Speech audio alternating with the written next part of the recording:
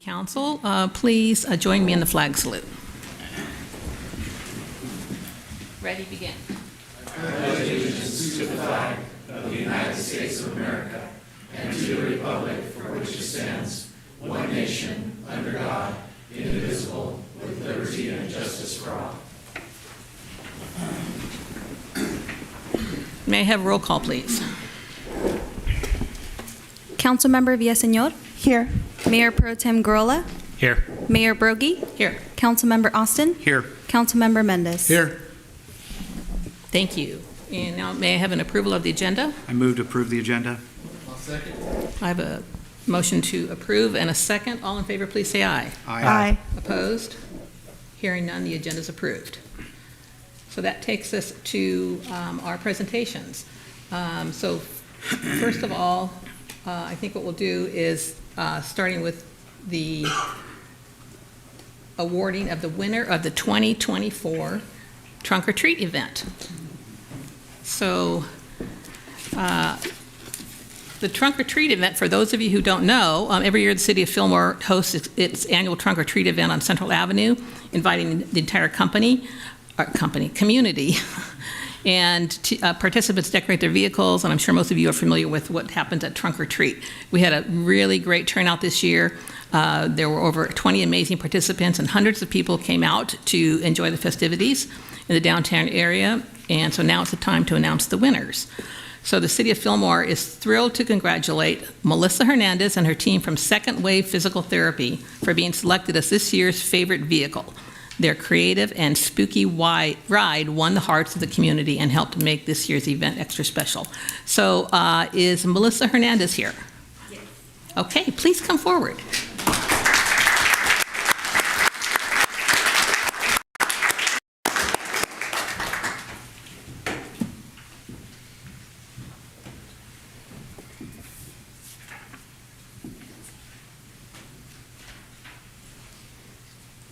I'd like to present you with this lovely trophy for you and your team, and thank you so much for participating, and I think we're going to have a photo taken here, so there you go.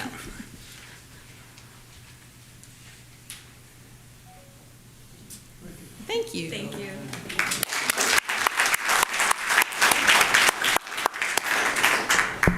Congratulations.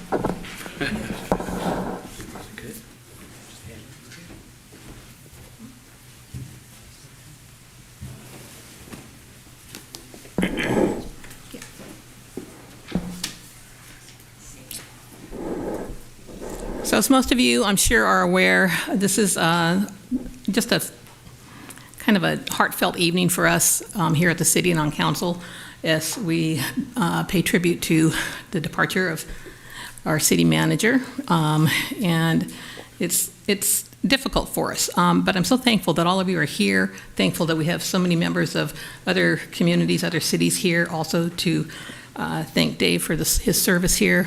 And before we get too far into it, I just want to share that he is taking on a position that I think is perfect for him and taking on a challenge up in Santa Maria, which I think is fantastic for him. And even though we don't want to see him leave, we can't fault him for taking on that kind of a challenge and for his career. So thank you, Dave. And so now let's go to the actual presentations from our local or other cities that are here. And we will start, I'd like to invite Superintendent Chrissy Shelfery here from our Fillmore Unified School District. She has a few remarks to make.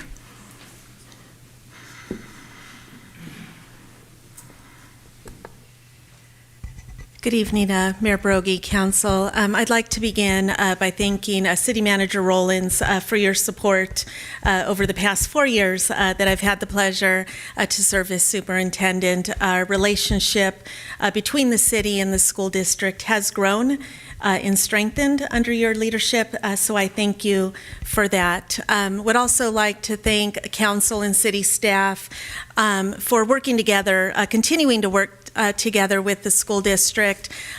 We have an agenda item this evening that pertains to the new athletic complex for Fillmore Unified School District. And it really takes all of us working together, coming together and finding solutions. We are very excited. Final plans are with the Division of State Architecture, and we are awaiting final results. So again, thank you so much for your support, and let's continue to work together to ensure that we continue to make progress in getting the athletic complex built and up for the students and the communities of Fillmore and Piru. Thank you, and good luck, Mr. Rollins. Thank you. Okay, and next we have E.J. Harrison Corporation, and this evening we have Jim and Daniel Harrison and Ann Drake here to present to Mr. Rollins.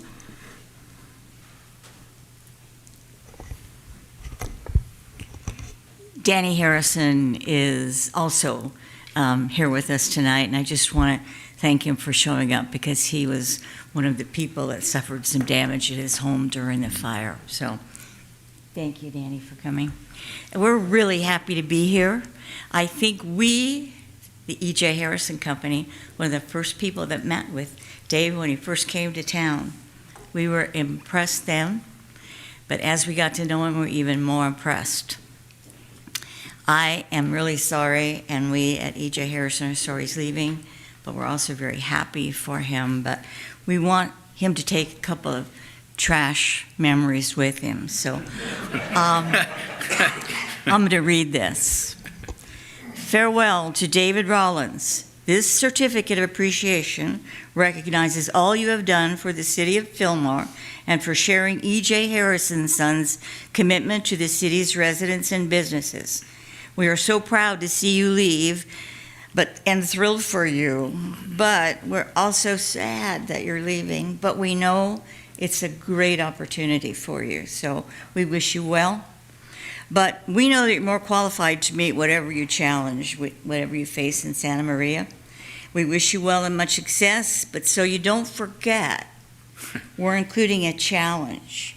We know you will keep this in mind. Recycling food waste. So this is to hang in your office.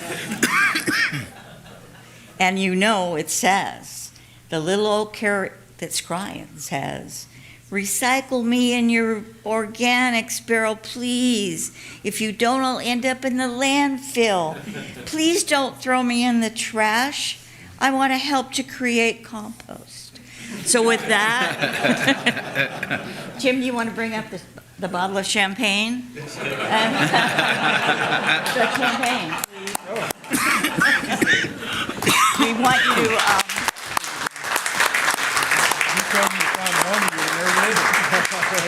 Yes, thank you. Give him the champagne. This is for your new home. Oh, okay. As you can tell, I have no food waste with my gut line.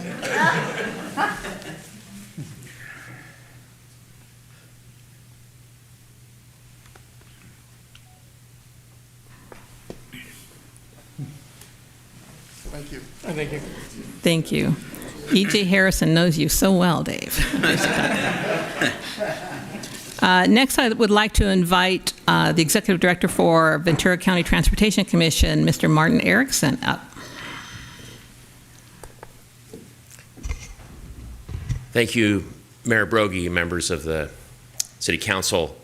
It is a somewhat bittersweet event coming here tonight. Martin Erickson, I'm the Executive Director of the Ventura County Transportation Commission. We are a 17-member organization representing all 10 cities, and Mayor Broggie serves and represents Fillmore on my commission. And I've had the pleasure of working with Dave since he came here. I was still working with the city then, City of Oxnard, but I've mostly worked with him during my time at VCTC as the transit director for 6 years, and then as executive director now, starting my 4th year next month. But I will miss Dave.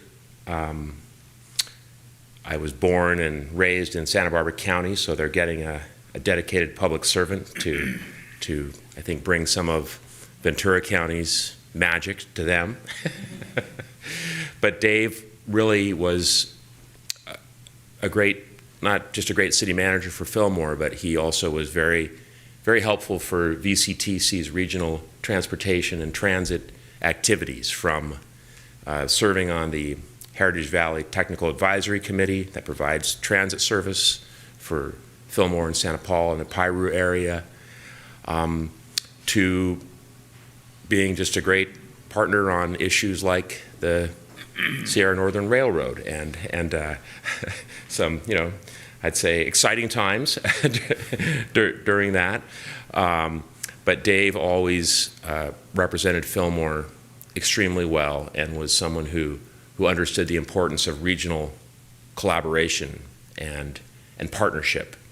And our commission adopted a strategic plan last year, and one of our pillars was partnerships. Partnerships not just with the 10 cities in Ventura County, but with all the other agencies, many of whom are here tonight to honor Dave leaving. And I will miss that partnership, but look forward to continuing to work with Fillmore and know that Santa Barbara County will be doing well, and fortunate to have him help lead the city of Santa Maria. But Dave, best of luck. We will miss you, and I know I speak for my staff and the whole commission, and we'll stay in touch. Thank you, Mayor Broggi. We have a certificate. Thank you very much.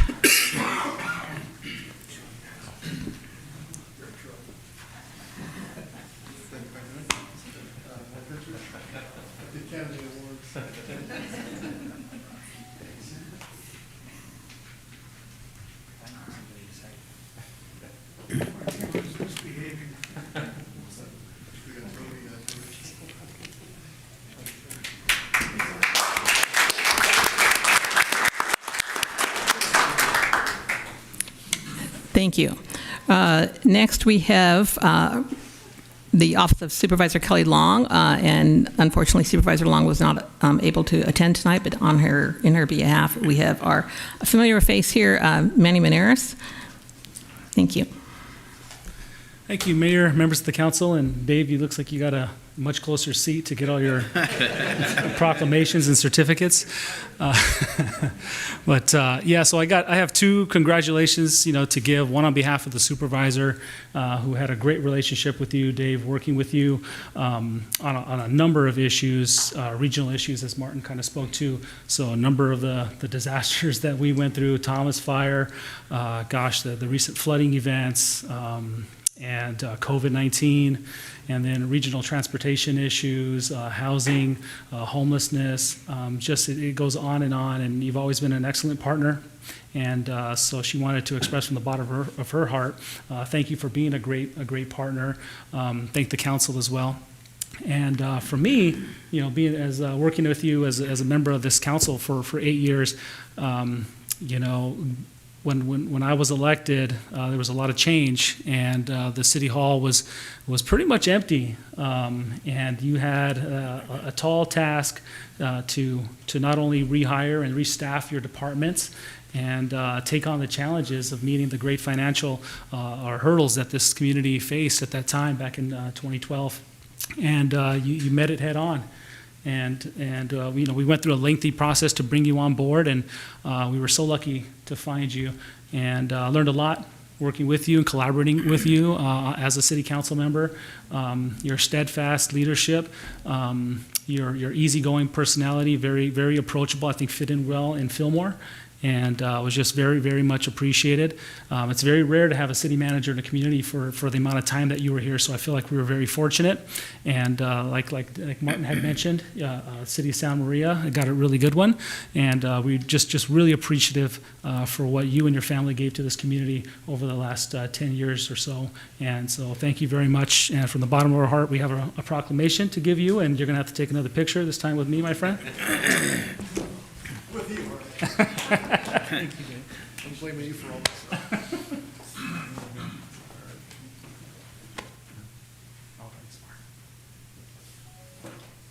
Trayvon Martin's.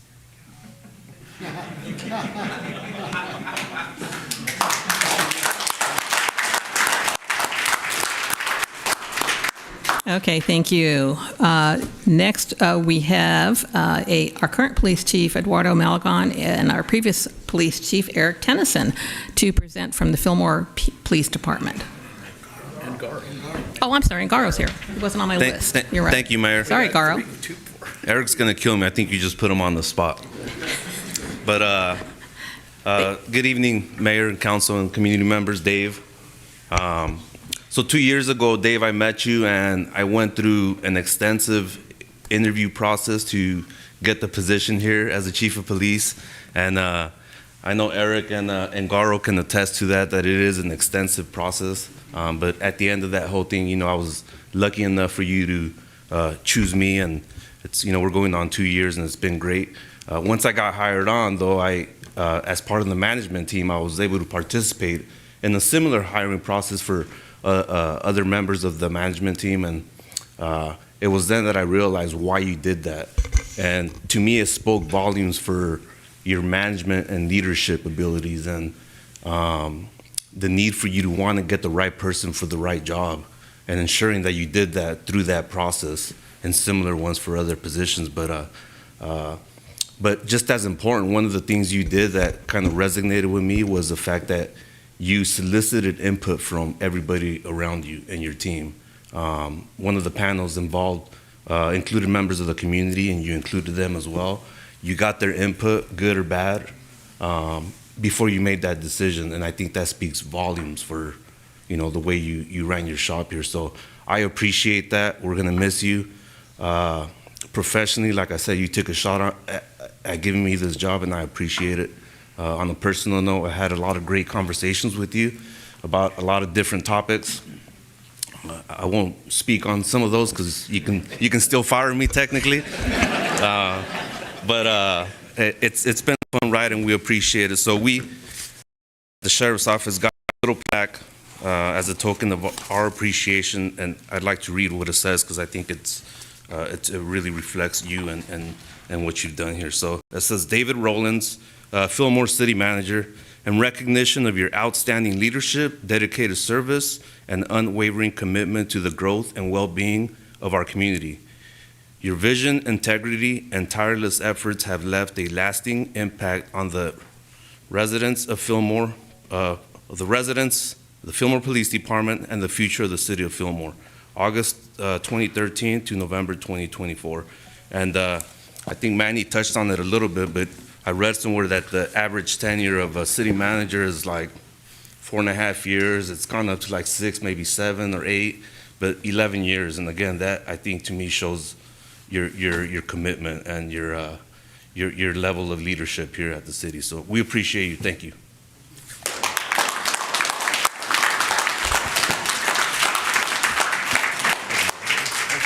Thank you, guys. You know I'm hiring a police chief, gentlemen. Recruitment starts in a month. I'm not kidding. Thank you. Thank you. Thanks, Dave. Well, thanks. Put that back in there. I'll get it. Yeah. Thank you. Next, we have a presentation from the City of Moore Park by the Assistant City Manager, PJ. I'm going to butcher your last name. Help me, please. All right. Well, good evening, Mayor, Council, staff, and members of the public. My name is PJ Gagahena, Assistant City Manager for the City of Moore Park, your neighbor to the south. And really, on behalf of our Moore Park Mayor, Chris Anagren, our City Council, City Manager Troy Brown, myself, and our staff and our residents, we really want to honor Dave for his years of service here in Fillmore. You've not only been a leader here in this Ventura County region. You chaired the Ventura County City Managers Group and chaired it well. And you're definitely someone a lot of the city managers here in the county have looked up to. And you've also been a mentor to many of us in the local government profession, and not only here in the region and in Southern California, but really across the nation. I remember a few years ago, I attended a city managers conference, and it was held in Ohio. And the best and fastest way for me to make friends there was to name drop Dave Rollins. He obviously is well known in that state, in that region. And whenever someone would ask me, where is Moore Park? And I would just tell them, well, we're located next to Fillmore.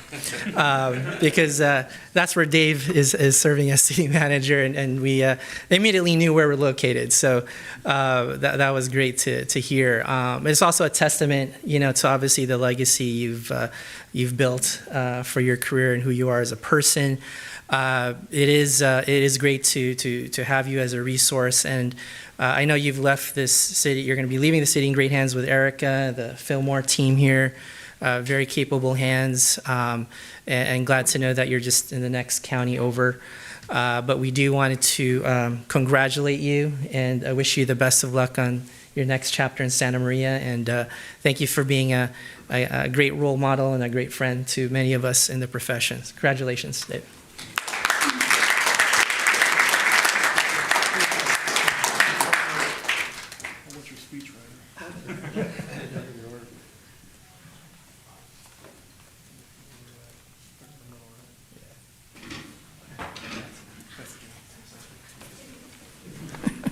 Okay, thank you. We have two more presentations, and one is from the city of Simi Valley and one from the city of Ventura. We do not have representatives here from those cities. However, I do have a statement in the proclamations. I have a statement from Simi Valley, which I'll read now, that was sent over by their staff. It says, today we honor David W. Rollins for his exceptional service as city manager of Fillmore and his significant contributions to public service here in Ventura County. Since his appointment in August 2013, David has been vital in strengthening Fillmore's financial stability, earning multiple budgeting awards, and attracting the city's first business to the business park. This landmark achievement has bolstered local economic growth. David's leadership and commitment have left a lasting impact in Ventura County, where Fillmore and Simi Valley work together to build resilient, thriving communities. His dedication to fiscal responsibility and community development exemplifies the spirit of collaboration we value across our county. On behalf of the city of Simi Valley, we are honored to present this honorary resolution to David W. Rollins as a token of our deep appreciation for his years of dedicated public service. Presented this 12th day of November 2024, we extend our heartfelt thanks to David for his enduring commitment to the well-being and progress of Ventura County. We'll just pass this down to your seat. Okay.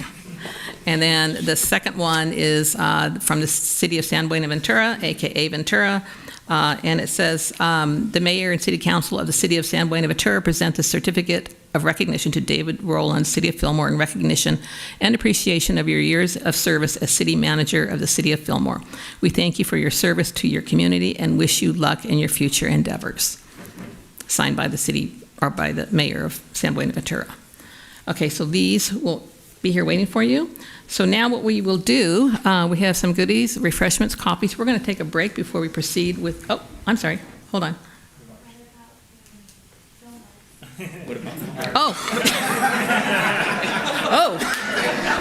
What? I was trying to shorten it for him. He doesn't like these being the center of attention like this, so. All right. This, a very significant one from the city of Fillmore.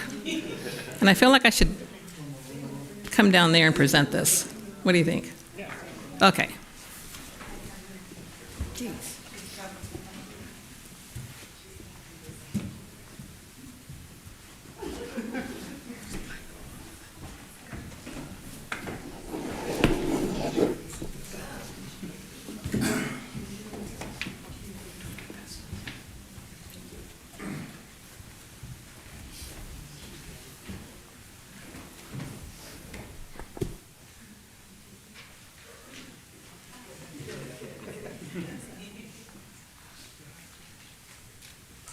Okay. The City of Fillmore proclamation honoring David Rollins for his dedication service as city manager. Are we on?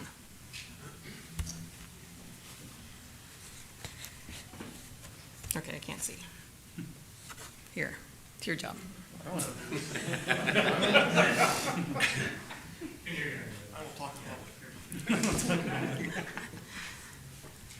Okay, I'll just proceed. Whereas David Rowlands has faithfully served as city manager of the city of Fillmore since 2013, demonstrating unwavering dedication to the growth, prosperity, and well-being of our community.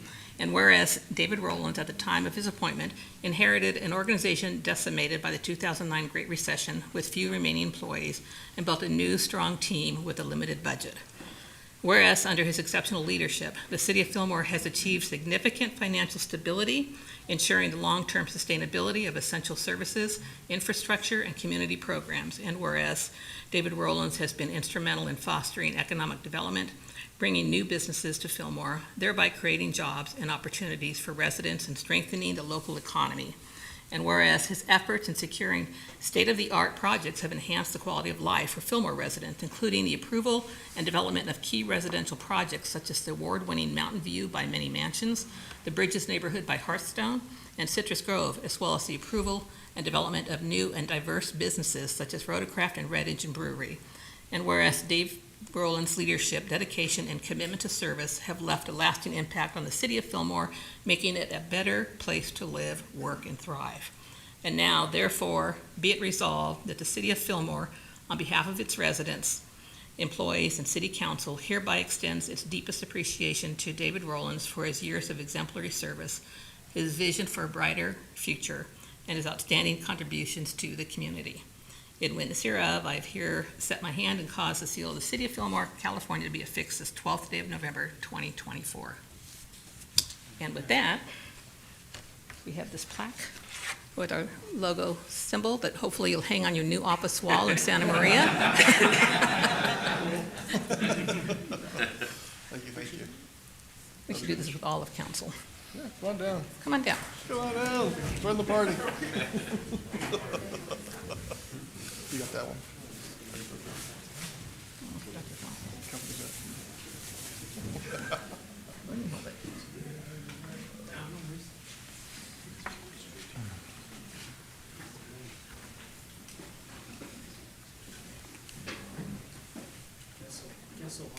We did.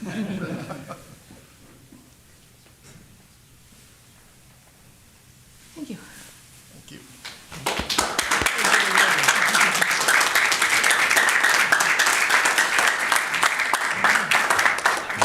Appreciate it. Speech. Speech. You can give him a speech. Speech. So we can cry, right?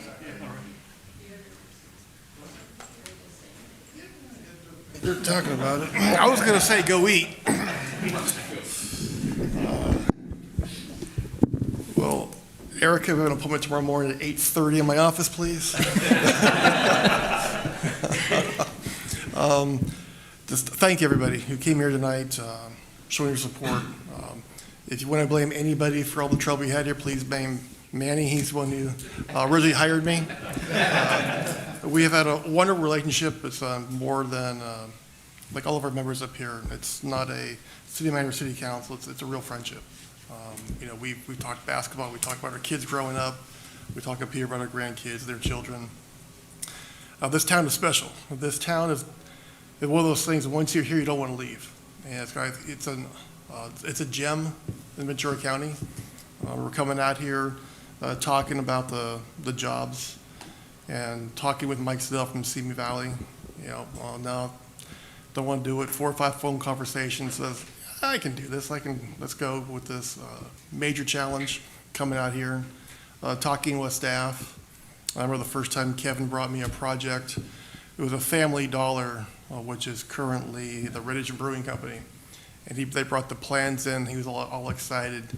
I looked at the plan and said, we're not building anything that looks like this in this town ever again.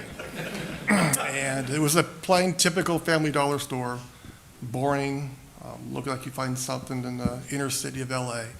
And what you got out there through our work was what you see out there right now with the Red Engine Brewing Company. That was a Family Dollar from the very beginning. Then housing came in. No, we're not doing track homes. We don't want to, if a track home is going to look nice. Look what we have out here at the Bridges, and you hear from communities. And then we came out here with the Many Mansions project, talking with them. We said to them when they listened, when Manny was there as well, that these individuals, they don't have as much as other people. this has got to be the nicest facility within the state and within the city. They deserve the best, and I believe we've given that to them out there with the Mountain View apartment complex. I think we've raised the standards within the community.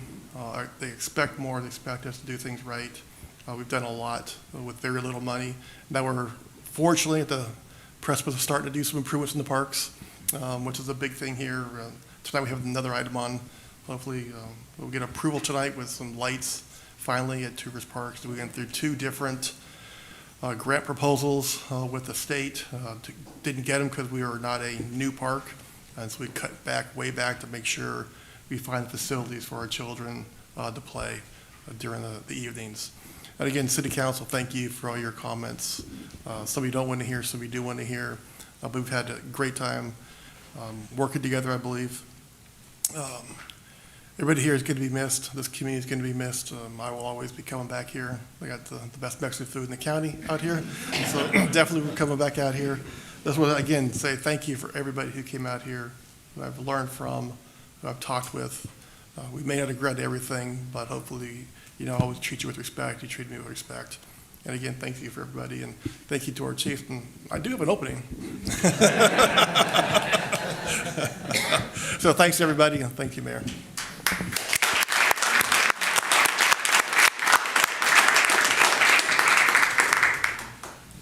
Okay, if I haven't forgotten anybody.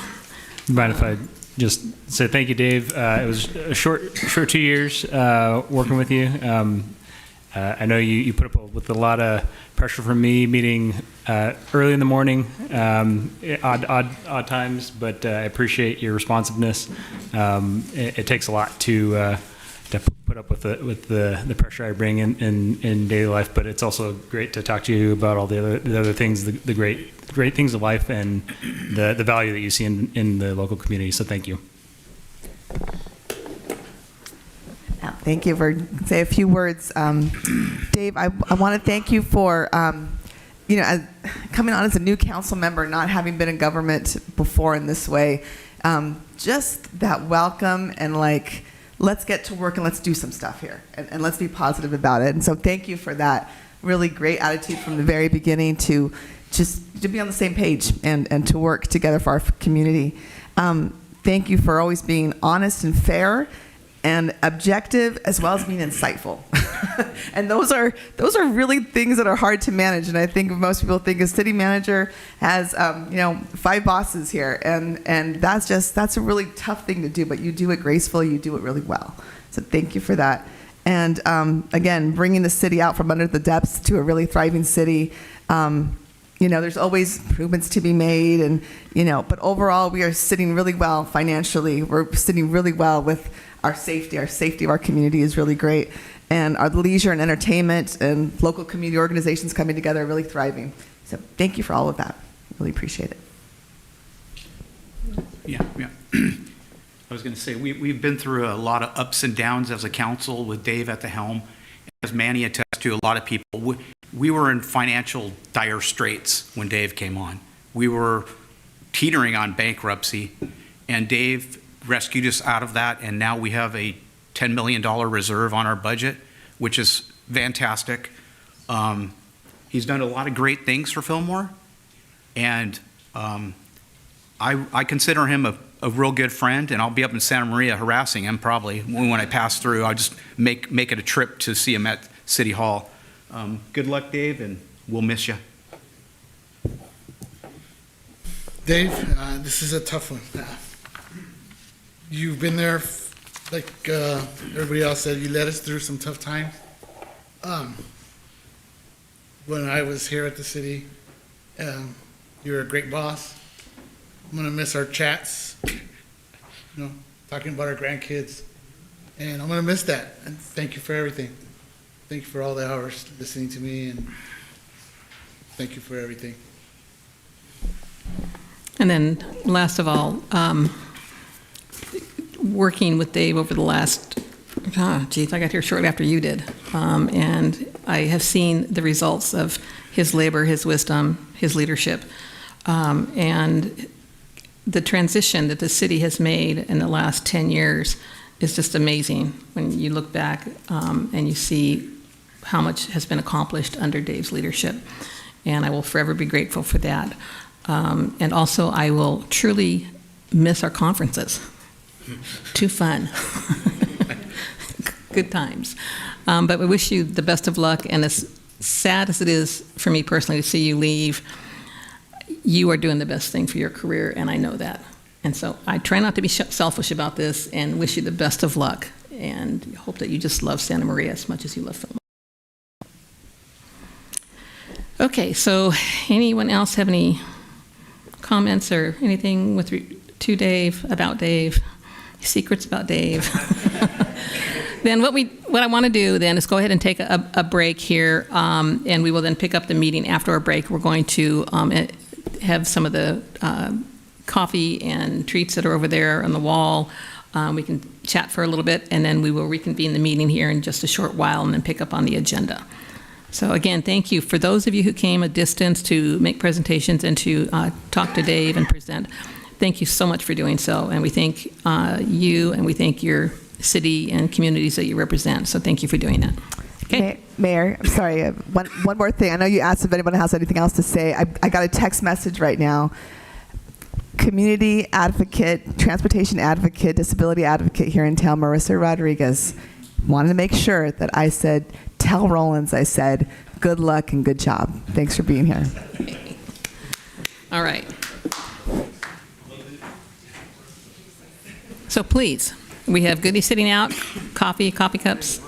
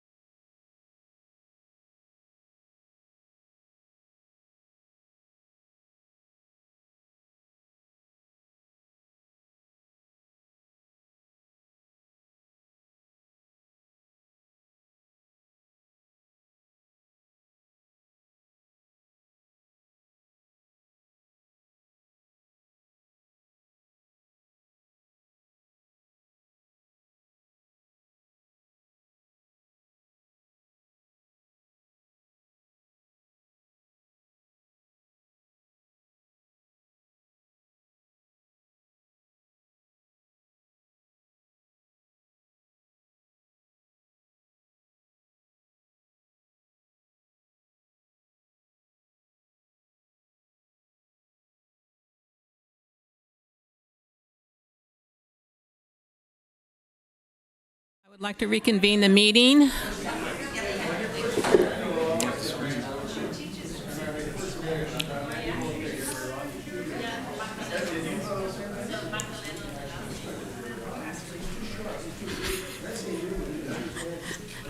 Okay, we will move on to item number 7, our public comments. And I have one public comment, and this is a point in time where our community is able to come to the microphone and address council on anything under the purview of city council that is not on the agenda. If it's on the agenda, then you can speak prior to that agenda item. If you care to make remarks during this public comment session, again, on something that's not on the agenda, please fill out one of these green slips that's in the foyer there and give it to our city clerk. But we have one at this point, and this is for Yvonne Becerra. And Yvonne, you have 3 minutes for your public comments, and I have a timer here, so when the timer starts to turn yellow after, when you have 30 seconds left, you'll see it turn yellow from red. I haven't started it yet, so bear with me. Okay. Oh, wait a minute. There it is. Oh, thank you. Good evening, everyone. I'm Yvonne Becerra, Library Branch Manager at your Fillmore City Library. I'm just here just to say hello and just give you an update of what's happening at the library. We always have so many exciting things going on, and I just like to keep you refreshed with everything. This next Saturday, we have our Fall Festival. This is the first time we've done this event, so we're kind of excited about it. It'll be from noon till 3 p.m., a family event out on the lawn outside the library, so that's pretty exciting. I want to let you know about, in less than a month, on December 10th, we have a local author who will be speaking. He's actually a pretty big-time local author. He has taken over for the Stuart Woods novels. Are you familiar with Stuart Woods, the novels? Now the author of those books, and he is a very big deal. He's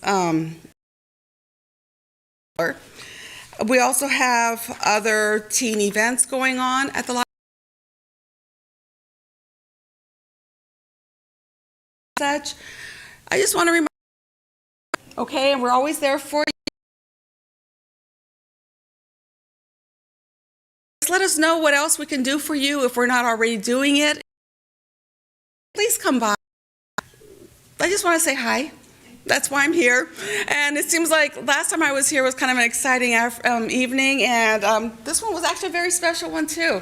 I'm glad I was able to see this for you. Thank you, and best wishes, best of luck, and it looks like you've been astounding for this community, and I know you'll be special to Santa Maria as well. And anyway, thank you to everybody. Please visit the library. All right, thank you. Thank you, ma'am. Thank you. Okay, moving on, we are going down to our city council reports, recommendations, and comments, and this is a point in time when our city council members can recommend things for future agenda items, share any reports they may have, and any comments. So, turning it over to council, anybody have anything?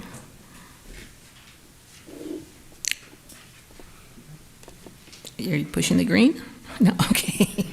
Okay, seeing that we have none, we will then move on to the consent calendar. Do I have a motion to approve the consent calendar? I move to approve the consent calendar. I'll second. I have a motion and a second. All in favor, please say aye. Aye. Opposed? Hearing none, consent calendar is approved. Okay, so that takes us down to item number 10, our new business. And this is a memorandum of agreement among County of Ventura, Ventura County Watershed Protection District, and other cities with regard to the San Buenaventura share in the cost of funding the Santa Clara River TMDL monitoring program. And I'll turn that over to our staff to explain what that is. Good evening, Madam Mayor and City Council members. This item before you for consideration is a continuation of a monitoring agreement the city has been a part of since 2016. This newest version of the agreement incorporates additional constituents as required by the 2021 municipal stormwater permit. Annually, the city's cost share has been around $15,500. The added constituents will increase the city's average annual cost by about $1,500. The term of the multi-agency agreement is for 3 years. That ends on January 1st, 2028. Staff recommends the City Council approve the memorandum of agreement among the County of Ventura, the County Ventura Watershed Protection District, the City of Fillmore, Oxnard, Santa Paula, and City of San Buenaventura to share the cost of funding the Santa Clara River Total Maximum Daily Load Monitoring Program. This concludes my report, and I'd be happy to answer any questions you have. Okay, any questions from council?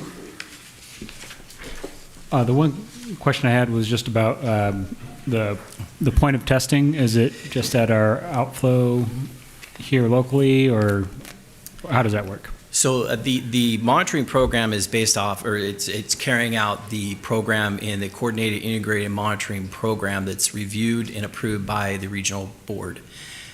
It's currently in draft form to the regional board, and we're waiting on comments to, but we have a pretty good understanding that it's going to be approved. How these coordinated integrated monitoring plans work is they do a monitoring location at the outfall of the jurisdiction and within the receiving water body to see if there's any impact to the water body from the outfall. So currently our outfall is located just above Shields Park on the levee side on the opposite side, the river side, into Sespe. And then our compliance point is in Santa Clara River, downstream of, it's approximately, I would say a quarter of a mile away from the 126 bridge. Okay. So each city essentially pays for the testing in its vicinity. Correct. Yes. Yep. And then there's multiple locations for other jurisdictions. Right. Any other questions? I do have one, if no one else has any. With regard to initially, I'm sorry, it says that on the first paragraph that Fillmore, Oxnard, Santa Paula, and Ventura, along with County Watershed and the County of Ventura, share in the costs. But when we're talking about the indicator bacteria, TMDL, then the Watershed District is omitted from that. Am I reading that correctly? The flood control districts, LA County does it the same way, that they view their contributions as their land area that they, own and maintain.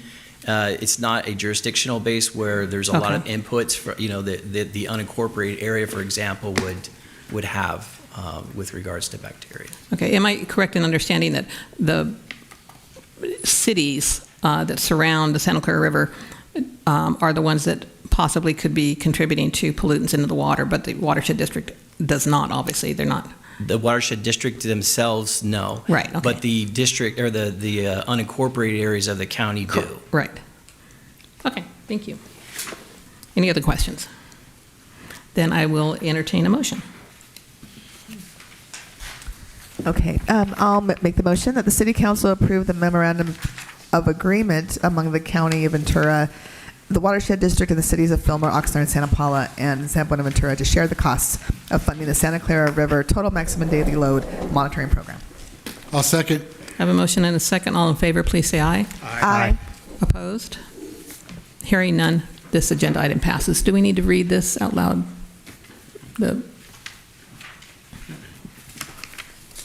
The name of the MOA?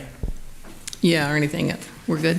I think that's sufficient for that item. Thank you. Thank you. Okay, moving on to item 10B. This is a consideration of an appropriation and award of contract to McCone Developments, Inc. for the replacement of the 4 rear windows at the Boys and Girls Club building. And I'll turn this over to Brian McCarthy. Thank you, Mayor. Brian McCarthy. This is for the Boys and Girls Club located at 565 First Street. The city of Fillmore owns the building and is responsible for the maintenance of the building. And over the years, it's been in a little bit of disrepair. And one of the things that the Boys and Girls Club has requested is that the windows be replaced, mainly the windows in the back. Those are the largest windows at the rear of the building. I'm trying to show you a picture here.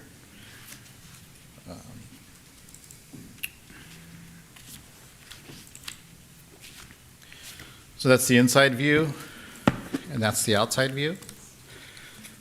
Their biggest problem with the windows is that they are falling out of the frames.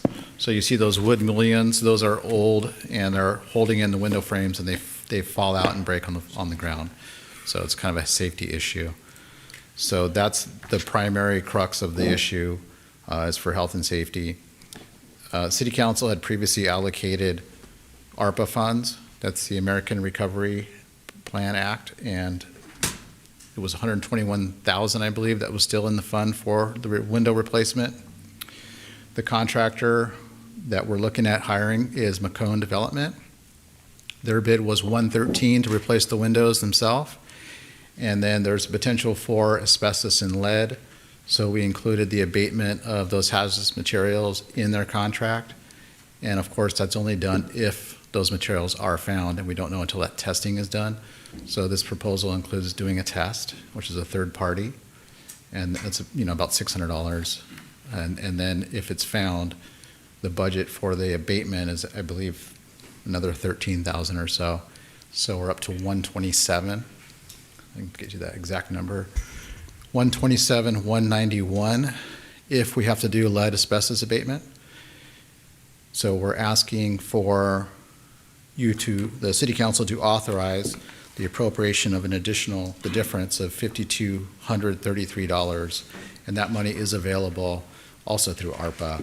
There's another fund that's a little bit of a cushion through an administrative process for this exact kind of overage. So that's the ask for tonight. These are the windows. They're about 10.5 feet by close to 12 feet. And the glass will be double pane. And we kind of roughed out a schedule, but it's looking like it's going to push a little bit. We do have to get building permits. We comply with the same building codes as everybody else. So the plans are being drawn, and as soon as the plans are drawn, we'll be processing that through and issuing a building permit and starting construction. Hopefully in December, construction will be underway and finishing in January, February. And we are coordinating with the Boys and Girls so that we don't shut down any kind of after-school program. The work typically is done by 2 o'clock each day. And I'll get you to the exact staff recommendation, is to approve the appropriation of an additional $5,233 from other ARPA administrative funds to cover the full cost of drawings, hazardous material testing and abatement in case lead and asbestos are found when the contractor undertakes the replacement of the windows at 565 First Street of the Boys and Girls Club. Second, authorize the mayor to execute a contract with McCone Development for the above described hazardous material abatement and window replacement work on a form approved by the city attorney. I'll answer any questions. Okay, turn it over to council for questions of staff. I just have one, Dave. Maybe you can answer it. How much ARPA funds do we have left that are unallocated? We're almost out, aren't we? Yeah, we're almost up, probably around 150. Okay. Right around that general area. Anyone else? Question about the metal screening to prevent like balls and stuff from the gym side from breaking. Will any of that be improved, or is there any damage to that? Is that part of this project? That's not part of this project. At this point, that metal screening will go away. It will go away? Yeah. Okay. And the windows are more durable? The window's a little bit thicker and Yeah. more energy efficient, obviously. We're not going to get a lot of efficiency because the rest of the building is so leaky. But we can talk a little more about the safety of the glass with the contractor and revisit that metal screening to see if it should stay or something. Yeah, if we can recycle what's there now and not throw it away, maybe we can look at that as well. Okay. Yeah. And Brent, how old is this building? Do you know? I want to say 1920s. Jeez. Yeah, And- over 100 years old, I believe. To your knowledge, have these windows ever been replaced? Not to my knowledge, on a bit-by-bit basis, they have replaced some of those small planes inside the mullions, but those are actual wood mullions, so they're broken up into those small components. And the wood is so old, and the putty that's holding them in is so old that they don't Right. stay. But it's on a bit-by-bit basis. The answer is no. So, yeah, it would require restoration of all that wood. Okay. Yeah. Let's see if I can get away with asking this question Yeah. from the city attorney. But are there additional repairs due to the age of this building that we're going to be looking at in the future? Indeed, yes. You might remember the roofing was done last year. Right. And we're also looking at new doors and steps. I believe Joe Belomo is working on that right now. Okay. And then there will be other things down the pipeline. I think the bathrooms need some repair, some flooring might need some repair, and you can see that the ceiling's going to need some repair. It would seem, and I don't know, I mean, the finances of how the city is divided up in all the different budgets and things, it seems to me we need a separate budget just for this building. Perhaps. For things that are coming up. So anyway, just my 2 cents. Any other questions or comments? I'm just really excited that we're gonna do this and finally get to do it and repair it. Yeah, but how many other windows are there that need repair? Yeah, look at the ceiling. There's close to another 50 windows. I did look at scoping out the entire building, and the budget got too high, way beyond ARPA at this point, but that's something that we might look at in the future. These are the windows in the primary playing area, though, correct? Yes, these were the main ones that the Boys and Girls Club said we really need replaced. A priority. Yes, Yeah. that's a priority. Okay, and then, I don't know who can answer this from staff, but are we looking at potential grants for use down the road for additional repairs? I would think this would be a prime project that would be a result of a grant. I'm not aware that we've found any at this point, but we can certainly keep our eyes peeled and look for some. I would like Yeah. to see that, because this is just I mean, it's, Yeah. the building is so important for Yes. the youth, for the Boys and Girls Club here in Fillmore. But looking at that picture right there, I would be hesitant to let my kids go into that building, so. Anyway. Yep. So anything else? Okay, then I will entertain a motion. I move that we approve the appropriation of an additional $5,233 from the other ARPA administrative funds to cover the full cost of drawings and hazardous material testing and abatement in case lead and/or asbestos found when the contractor undertakes the replacement of windows at 565 First Street at the Boys and Girls Club. I authorize the mayor to execute a contract with Macomb Development, Inc. for the above described hazardous material and window replacement work in form approved by the city attorney. I second. I have a motion and a second. All in favor, please say aye. Aye. Opposed? Hearing none, this agenda item passes. Okay, so next up is the award of contracts for Phase 1 sports field lighting and turf repairs at Two Rivers Park, project specification number 24-08. I do have one speaker request, Sarah Garcia, but I will wait until staff presents their report before we invite Sarah up to speak. So I'll turn it over to staff.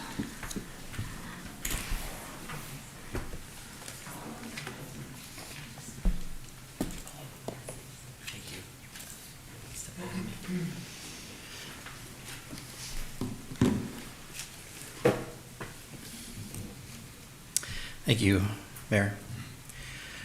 The item before you is for the consideration of Phase 1 sports field lighting and turf repair at Two Rivers Park. In 2003, the city entered into a development agreement with the developer of Heritage Valley Parks that resulted in lieu of fees paid to the city in the amount of $1.35 million to build 13.2 acres of ball fields at Two Rivers Park.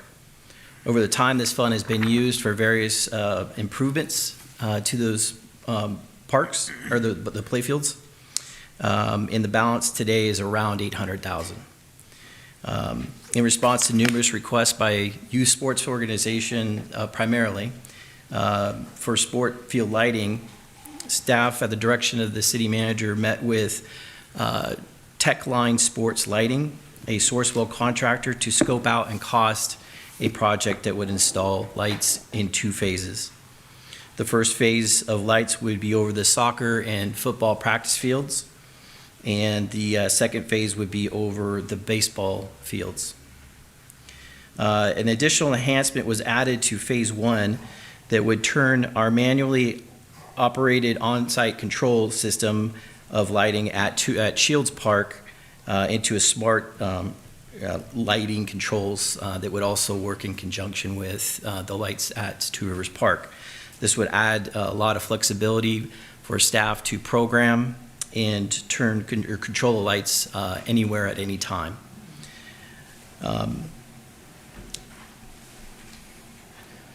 So this is essentially what the ball field lighting program would look like. We have, you'll see P1, P2, P3, P4, all the way to 7. These are the masts that will be erected to hold up the sports field lighting over the soccer and the football practice fields. And then we have the various A through C poles over the baseball diamonds. Here, the biggest takeaway from this, the pole details, is that we're looking at a mast height of about 70 feet and lumens or candle power that is, of consideration when we look at spillover onto neighboring parcels. So two focuses of this project was the impact to rotorcraft and the impact on the spillover lighting on the neighboring properties. With phase 2 of this project, there will be, as you can see, there's going to be some spillover lighting across the street on River next to the fire station. Anything above 0.5 is of concern, and you can see in this picture that we have about 1.7 at the highest. So that's something that we're going to have to work with the contractor when we get to phase 2 to try to mitigate and bring that down a little bit. It's important to note, though, that everywhere else, especially on, as it concerns phase 1 of this project, the spillover onto neighboring parcels, including the river bed itself, is within thresholds. Another, like I had stated, the other big concern for this project is the flight path from rotorcraft. And as you'll see in this diagram, this is what the approved flight path is for rotorcraft. And where it says city retention pond, that's the closest it gets to the mast arms. The assistant city manager and I met with the owner of rotorcraft and discussed this project, the spillover lighting that it would have on their parcel, on their flight path, and the height of the mast heads. The biggest concern that they had, the owner had, was that we had some kind of, the beacon, the warning beacon on top of the masthead. So staff incorporated that with the contractor, and this is essentially what one would look like. And the smart controller system, that's a wrong title, sorry, I got that one wrong. This is a picture of our smart controllers, how we're gonna have the functionality from anywhere at any time with the installation of this project. So placement of the sports field lighting at Two Rivers Park will require trenching for the conduit, for electrical conduit. The trenching will cut the SDI, the subsurface drip irrigation system, wherever we have the runs to the mastheads. We're still working with the contractor on where the conduits are going to be ran. We would be capitalizing off of any trenching to toss in some irrigation line or do any other kind of improvements that we can capitalize off of that trenching. This will destroy the subsurface irrigation system, which is not necessarily a bad thing. We've had, that's been very problematic for us for several different reasons. So it's kind of welcome news that it's going to be destroyed. It's going to be abandoned in place is the idea. And we're currently working with the city's landscape maintenance contractor, Vanco West, on scoping out the necessary irrigation improvements. leveling of the fields, and also seeding and fertilizing of those fields. This is going to take the park out of commission for a couple months, which is kind of typical when you look at off-season field renovation periods. The one that I have the most experience with is the Rio Vista Park, which is their Moore Park's flagship park. They take down that park for about a 2-month period in the off-season. So this is not an abnormal thing to do with sports fields that you're trying to keep alive and stand the test of the players. The estimate for this project in total with the contract to Sports Tech or Sports Line or Tech Line Sports Lighting, Venco, and about $20,000 is budgeted for the permitting through the Building and Safety Department and inspection. That brings the total of the project to about $700,000. We have $200,000 in the current budget, and so the staff is recommending that we approve an appropriation in the amount of $500,000 from unallocated funds in the Park Development and Impact Fee Fund 404 to Park Improvement Fund 464, and that they approve and authorize the mayor to sign a contract in the form approved by the city attorney's office with Tech Line Sport Lighting in the amount not to exceed $430,000 for the purchase, delivery, installation of sport field lighting for soccer and football playfields at Two Rivers Park, and installation of the controller at Shields Park. And the third recommendation is to authorize the city manager to sign a contract amendment in a form approved by the city attorney's office with Venco Western for an amount not to exceed $250,000 for the installation of an overhead irrigation system leveling of the soccer and football field at Two Rivers Park. That concludes my report, and I'd be happy to answer any questions you may have. Okay, before we turn it over to staff for questions, I'd like to call up our public speaker, Sarah Garcia. Sarah, as I said earlier, you have 3 minutes available to speak.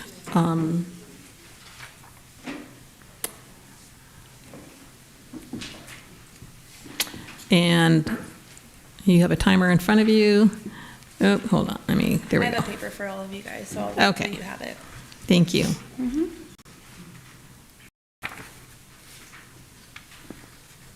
Go ahead. You all have the paper? Okay. It's coming. Perfect. Oh, my timer's already going. Okay. So I just wanted to talk to you guys tonight about what was just proposed. It is so much more than lights. Giving our kids a place to go, to build community, to build friendships. I don't know about you, but I played sports my whole life growing up, and I'm still friends with them today. Still friends. I still get together with them. And giving them a safe place to do that, you are doing more than just allowing practices. You are building relationships. You are building confidence in kids. You're allowing them to learn to fail in something and having a coach guide them and be an influence to them. So please don't make us wait another 12 or 100 years to give our kids something that they truly deserve. The paper that I gave you is actually a grant that I found myself for $50,000 additional to add to help with the park fundings, which we qualify. I looked through all of the qualifications, and our town qualifies for it. I personally cannot apply for this grant. It has to be the city that does that. So I'm asking you guys to take a look. There's a QR code at the bottom. It takes you straight to it, gives you all the information. But our kids deserve this. They really, really do. When they go to practice, when they show up for games, they should be proud of where they go, and they should be able to go past 5 o'clock when it gets dark. We put up our lights from our cars, and it doesn't do very much. My kids, I coach, so one of my players actually got stuck in the mud one time, which I've already talked to you guys about. They don't deserve that. So let's do this for them. Thank you. Sarah, I have to say thank you so much for going to the effort of researching grants for this, so thank you. Okay, now I will turn it over to council for questions of staff. I'll start. I know that AYSO and football requires certain, looms to hit the fields. Does this meet the requirements? I mean, there's certain requirements of how much lighting has to hit the ground and all that kind of stuff. We do have a map that identifies the lumens or the candle, foot candle. Yeah. Yeah. I'll verify that, but my assumption is that it does meet the standards. I'm only asking because this is based off modeling. And will we actually go back with a lux meter and check to make sure that's adequate? We could write that how are we into gonna the contract cross-check for the sure lighting? that there's a verification at the end that what's delivered is what was installed, or Okay. what was promised is what was installed. I only ask this because there was several projects I worked on where we weren't meeting these and we had to go back and redesign the lights to get the adequate lighting for what the Okay. requirements are. So I just like to make sure that we are there. Sure. I know for baseball, there are standards. Right. I'm not aware of soccer or football standards, but I'll have to look that up. Okay, great, thank you. Other questions? Christina? Yeah, just one question, and that's regarding the redoing of the turf, which is excellent. When it comes to the rains, when it comes to that field in particular, can you talk a little bit about, I guess, whether the current turf or the new turf that comes out, how does that field drain? What can people expect? Well, that's part of the leveling process that we're going to be doing. There is a current drainage pattern for that field, and the idea would be to level it to the point where we're not changing the overall drainage pattern of the field. It is a basin, so it is designed to, infiltrate rather than run off. So the hope is that with the infiltration capabilities at the park and its current drainage pattern, that we're not affecting anything with this project. Thank you. And one last follow-up on the lights and the proximity to the riverbed on that end. So that was great to hear that basically you said that those lights and the way they're going to be shining down, it's not an issue with wildlife, because I just want to make sure. That is correct. That's what In you fact, spoke about. Great. The counts at the river, at the property line of our old treatment plant, because that's where we measured it from, modeled, is in this document, but it shows that it's really low. We're talking zeros. Yeah, I'm looking at right now. It's a part of your packet. It's right after that picture. Perfect. Or right before that picture. Okay. Thank you. Those are my questions. Thank you, Joe. Sure.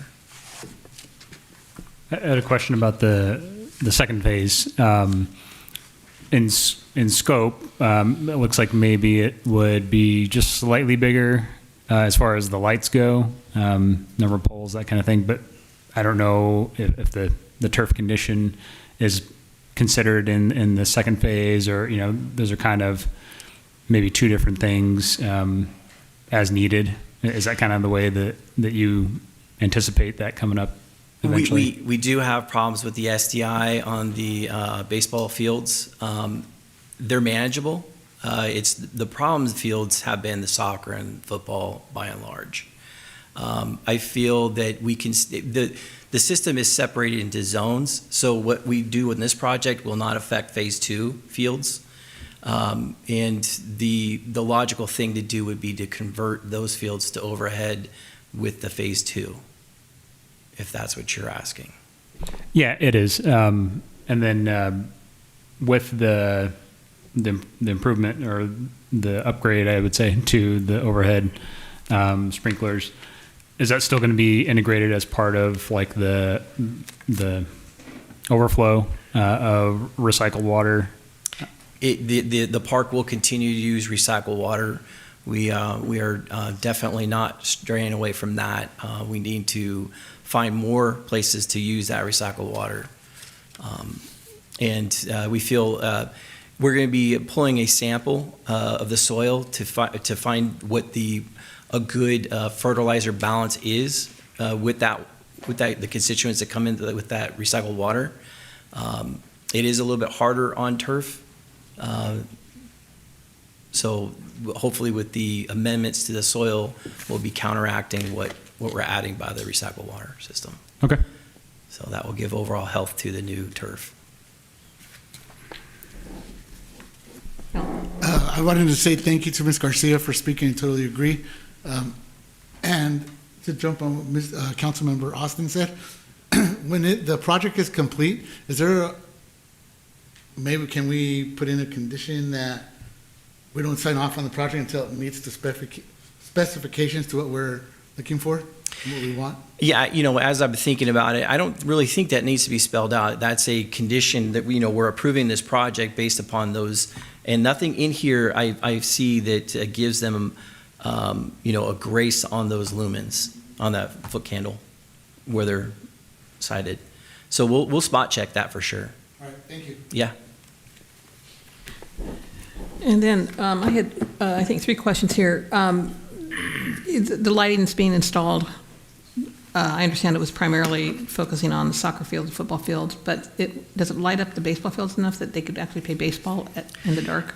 Indirect lighting, we have the lighting plan here, and I'll ask I would assume there's going to be a little bit, but not enough to, Okay. To it wouldn't meet the throw minimum. a ball in. I don't know if it would meet some safety standard that we would probably have. Okay. All right. Is that currently scheduled to be done? Phase 2? Yes. No. So we're talking- That's a $470,000 ticket preliminarily. It could be, once we get into the details of phase 2, and that's just for the lighting. The fields itself will be an additional cost to that. So this is something that we have to plan for financially. And then, kind of piggybacking on what you just said, so the drainage, putting in everything that you have to do for the lighting, it's not going to rectify the entire issue that we have on the lawn, on the turf, that we've seen since the park was installed. In other words, I know that it wasn't installed correctly the first time. This is not going to solve the problem 100%. I don't want to say it was not installed the correct way the first time. It was a shot at a new system, the SDI. If you're alluding to that being the problem, it's served its purpose. It's at this point it's problematic, for reasons like aerating a field. That's how you keep your turf healthy. You have to aerate it. We can't.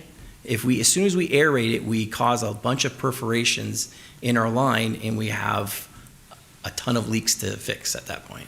So simple things like that. But this project will fix the fields that we're retrofitting the lights on. Okay, so the kids that are playing soccer on Saturday mornings, will they still encounter the mud issue? No, the answer is no. I don't want to be definitive in that, but this project will put overhead irrigation. So the muddy water or the mud spots that we have right now are caused by leaks in the SDI.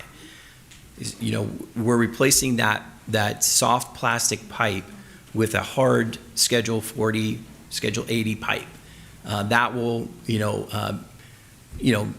be less prone to leakage. It sounds like it's kind of a wait and see. Let's get all this done with regard to the lighting, and we'll see improvements, but it's hard to gauge at this point if it's going to be 100% improved. Correct. As far as the turf is concerned. It would be similar to Rio Vista Park. That's overhead, the turf area. That's not SDI, it's subsurface drip. So that field doesn't have, leaks like we have at Two Rivers Park. So that's a good way to look at it. It's going to be comparable to Two Rivers. Okay. The playability. And so along the lines of Two Rivers Park, and as long as I've been involved in council and the Planning Commission and the Filming Commission, Two Rivers has always been an issue for kids and for sports. And I think we need to really, in the upcoming months, really prioritize that. And I really appreciate that we're getting lights in there, and I think this is timely in the sense that I know that our City Manager Dave Rollins has been working toward this issue since he got here. And so I think it's great that we're coming to a conclusion with regard to the lighting for most of the park at his last meeting. So I appreciate that. I have one last question, and that's with regard to the beacon that you referenced after meeting with the owner of Rotocraft. So was the owner of Rotocraft involved in choosing which beacon would be appropriate? He's the one that sent that image. Perfect. Okay. Okay. Yeah. Great. That's all I have. Anyone else? It looks like David has a comment. In terms of the playing fields themselves, they'll be, I want to say 100% improved, because they're taking out the STI from the bottom. So a lot of, if you go out there, a lot of it's rolling hills. Right. So they're going to go redoing all that, flatten it all out. Okay. So you get that out of there. And so it should be 100% better, but it's also going to be highly dictated upon the residents of Fillmore not to go on those fields when when grass is and sod out there. That is probably the number one thing, most important thing. If people go out there where the grass is on it, it's going to be no good. You're going to start off with a bad product. So we're really going to be asking everybody in Fillmore to respect the no-use signs, put up barriers around it, talk to the kids, talk to the football players as well, to please do not go on that grass. Let it get in there, let it establish its roots out there.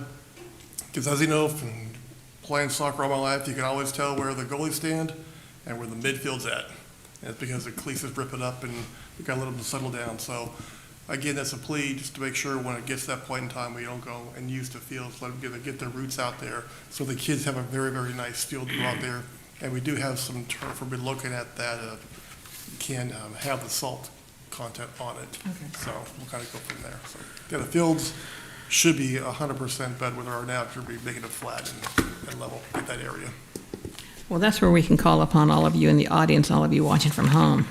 Got to spread that word. Don't let anybody out on that turf. And maybe we can get an extra patrol from our police department out there to cruise by.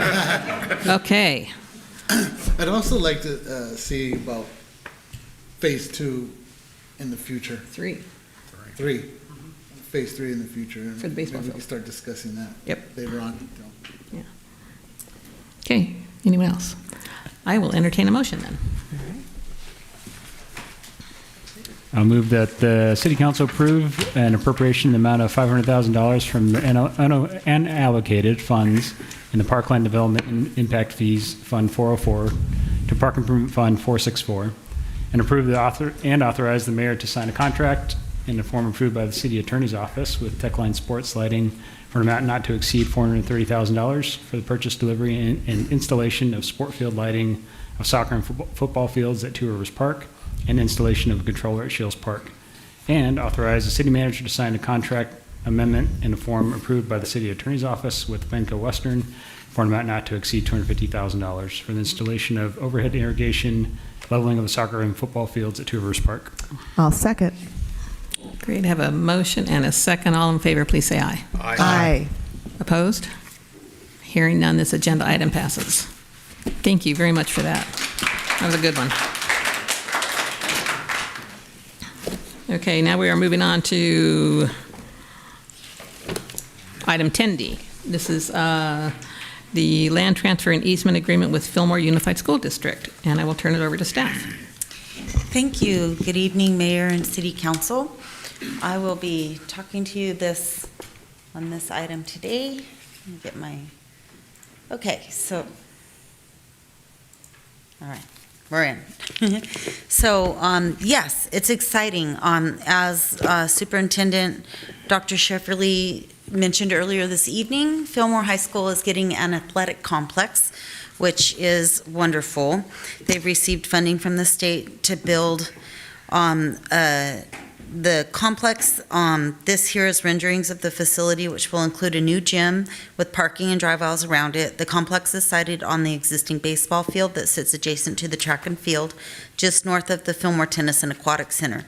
They're anticipating getting approval from the Department of State Architecture by the end of the year, and hopefully bidding as soon as January 2025. This is a picture from our GIS system that shows the utilities turned on in the area.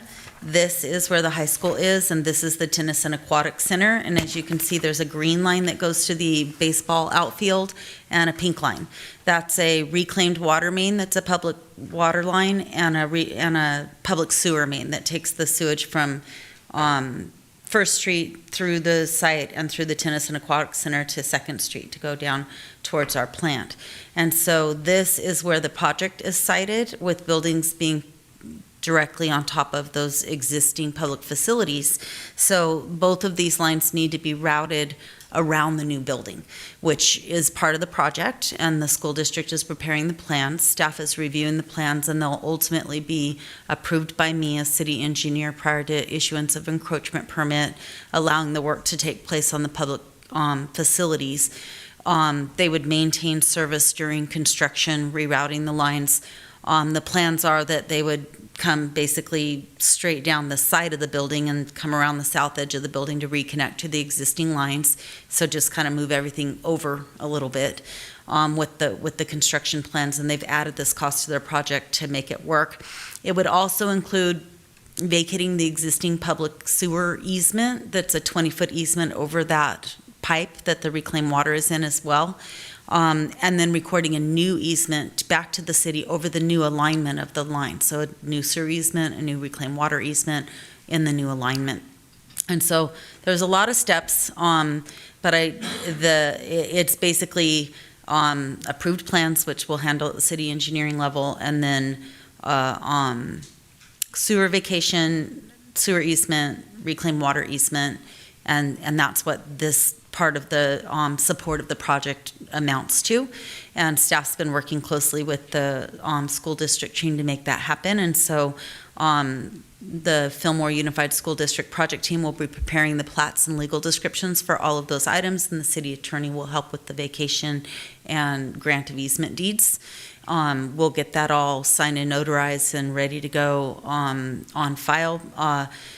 This, along with the land transfer, which we'll talk about next, as you could hear, they want to be out to bid in January, so we're trying to move it fast. After I explain this tonight, I want to hear your input, answer any questions that you may have. The intent is to have the final documents back to you for the December 10th on consent, so that we can keep them moving forward. So just keep that in mind. So if you have any questions, ask them now. The other part of this is the land transfer. So there's an L-shaped parcel of land that's on the northerly boundary and westerly boundary of the Tennyson Aquatic Center. The Department of State Architect requires that Fillmore Unified School District legally owns all the property that the athletic complex improvements will be constructed on.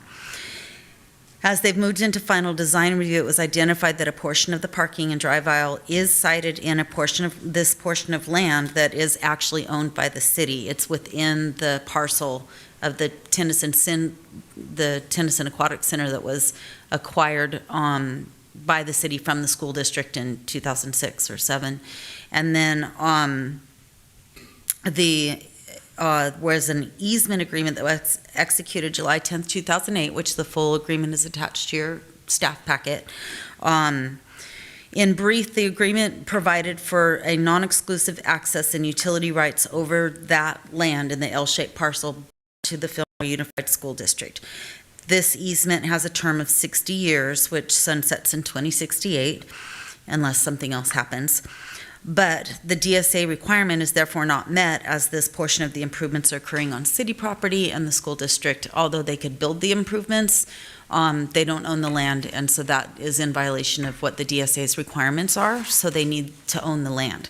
So we've worked together and said, like the proposal would be, transfer this land that's in easement to the school district right now to the school district, and then put an easement back to the city for the needs that we have for the emergency egress from the aquatic center and the utilities that we have through the easement. So it's basically just flip the whole thing over on its head and reverse the situation. I wanted to show you pictures. This easement area is really, like, if you're out there, it looks, feels, and is used like a part of the school. So this whole thing makes perfect sense, right? The exit from the aquatic center looks like that from the inside of the aquatic center. When you step out of it, this picture on the right is your baseball field fencing is over there and the aquatic tent center behind you, and this is a corridor that connects the track and field to the main campus, and it's used by students all day long, every day. We only need it for emergency exit from the pool. And then on the other side, the school's black fencing is outside of the tennis and swim center's fencing, and the property line is somewhere between that black fence and the track fence, probably near where that light pole is. And again, it looks and feels like school property, but the city owns it because of the way the parcels were done back when the land swapped. So it makes perfect sense that the school would take over this property that feels like the school. And then the district's attorney and the city attorney have been working together on the land transfer and grant of easement. We're getting close. And so, like I said, this item as well as the utility items would be before you on December 10th with a request to authorize city manager and mayor to execute once in a form approved by the city attorney. And so that's my staff report on this item. It's a very exciting thing for our community. Can't wait to see brand new gym. I saw on the plans that there's along that track side, there's future stadium bleachers as part of the project that's noted in some of the concept plans. So I think like the rest of the, Stadium bleachers are not included in the. No, future, yeah. Not at this point. Right, yeah, said future. I was gonna go with it's just continuous improvement, like we're seeing in our parks and things, to see our school districts get funding and get improvements and start to bring all of this to the kids and the communities is just wonderful. So, any questions? Before I turn it over to council for questions, I wanted to check with Superintendent Sheffery if you wanted to make comments. I thought you said earlier that you wanted to. I don't have a speaker request card for you, so if you go ahead and speak at the podium now, and then just go ahead and give our city clerk a green sheet. Okay, I just want a point of clarification. I just want to thank the community of Fillmore. We actually passed a bond, and that's what's funding the athletic complex. We say that's the visible, the big project for Fillmore Unified is the athletic complex. And remaining monies of the bond will be allocated towards school improvements. So I just want to be real clear with the community on the project that's being built. We're excited about this. The school district goes through different processes than most buildings in town. Our approving authority is the Division of State Architecture, and it's because our buildings are actually government buildings, and they're built with higher approval standards to be meant to withstand natural disasters. So we go through a pretty intensive approval process with the Division of State Architecture. So I think the city, we just need to continue to work together to continue to move this project forward. Like staff mentioned, our goal is we are in round 3 with the Division of State Architecture, waiting for final comments. And we are our plan, it's not a hope, our plan is to go out to bid at the beginning of the school year and get this building moving forward. Again, these are our taxpayer dollars. We want to make good with the community of Fillmore. And again, the project is being funded through the passage of a bond 3 years ago now. So again, thank you, council, thank you, community of Fillmore, for passing the bond and continuing to invest in our kids. Thank you. Thank you. Okay, questions for staff from council? No questions. Pretty cut and dry. I guess I do have one GWIS question. There we go. The rendering that we showed, is that an accurate rendering? It seems different than the last I remember seeing, but it's probably an early rendering. Early? Yeah. Yeah. Okay, that's what I thought. It does look a little bit different, but either way, it's impressive. Okay, then I will entertain a motion. Oh, we don't need a motion. This one is just for feedback.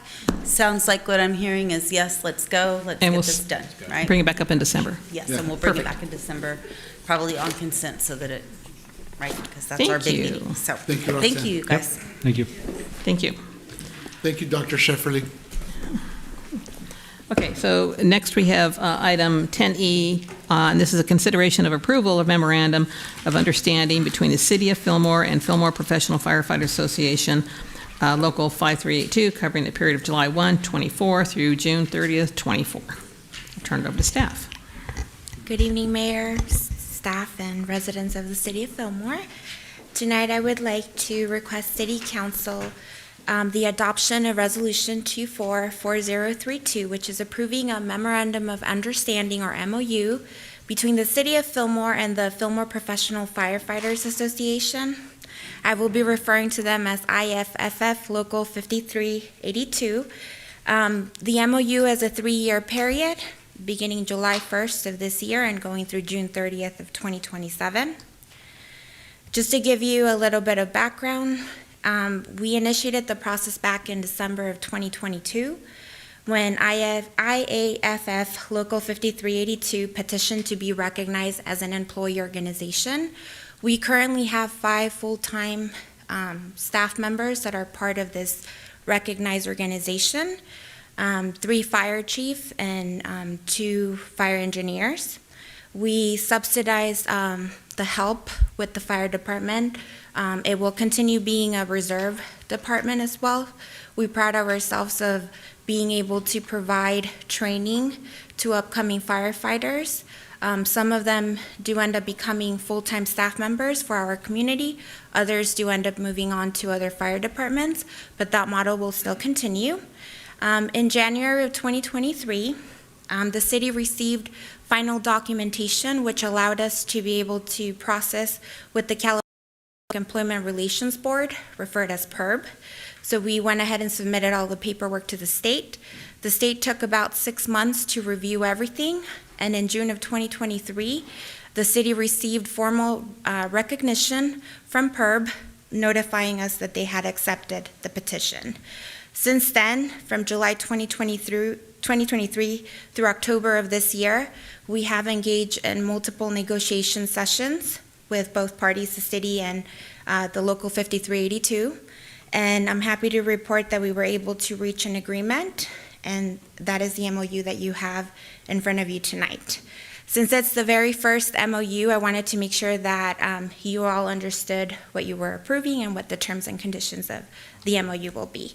So the purpose of the MOU is to establish an intent to outline fair employment terms, improve working conditions, and define the agreement between the city and Local 5382.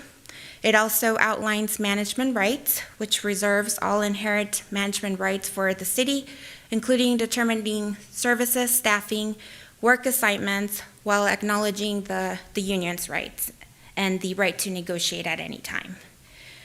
The union recognition, it recognizes that IAFF Local 5382 as the exclusive bargaining representative for the city fire unit employees, and consisting, like I explained earlier, full-time paid classifications of fire captains, fire engineers, and firefighters. The union business, it provides paid time off for union representatives to attend meetings with the city management and allows for union meetings at the fire station after 5 p.m. with prior notice to the fire chief. It authorizes the agent, so it lists the city manager as the authorized city representative and the union's designated shop steward as the union representative for administration of the MOU. And it also establishes the ability for the city to be able to deduct union dues. It outlines the procedure that the city will be taking in order for transmitting those funds back to the union via payroll. The term of the MOU, as mentioned previously, is for 3 years, beginning July of this year and running through June 30th of 2027. It also allows for either party to request negotiations for a successor MOU 6 months before the current MOU expires. It's a pretty standard practice. It defines the work schedule of the different classifications. So for the regular work hours and work shifts, it includes provisions for overtime, callback procedures, and adjustments during emergencies. Employees earn overtime at time and a half after 106 hours within a a period of 2 weeks or 14 days. And for those assigned to an 8-hour shift, the overtime is defined as anything above 40 hours a week. The vacation and holidays are specified in the MOU as well, based on accruals, which are based on years of service, with the maximum carry limit of time that can be taken every year, and with also general leave and holiday accruals defined there. The health benefits are consistent with our other union and with management. They are consistent across the board. So the cafeteria plan will still remain at $13.25 per month effective this July, and increasing by $200 each year through 2026. The will still for employees opting out of the health plan. The PEMCA minimum, which is the amount that CalPERS determines and modifies every year, will be $157 in 2024, which is the current amount. 2025 is going up to $158. One-party health premium, so the additional $389 that the city contributes. Life insurance will remain the same, consistent for the other bargaining unit, and dental and vision will also remain the same amounts. In addition to that, it was negotiated a uniform allowance, which will provide 2 uniforms and a t-shirt for employees with safety footwear provided and replaced as determined by the fire chief. The compensation aligns with the information that was received from the compensation and classification study that was presented to you back in June, and that the city received in February of this past year. So the amounts reflected there are based on the data that was received to bring those classifications up to market. So for the fire engineers will be 18%, and then for the fire captains, 15%. That is reflected on the salary schedule that is also included in the MOU. And then there would be a cost of living adjustment, which is also consistent with what we negotiated with the other union, same amount, 4% increase annually, July 2025 and July of 2026. We are also defining special pay practices, so education pay will be $42 per pay period for employees with more than 30 semester units. Paramedic pay will be $500 per month for paramedic certificate employees. We verify that once it's provided to us.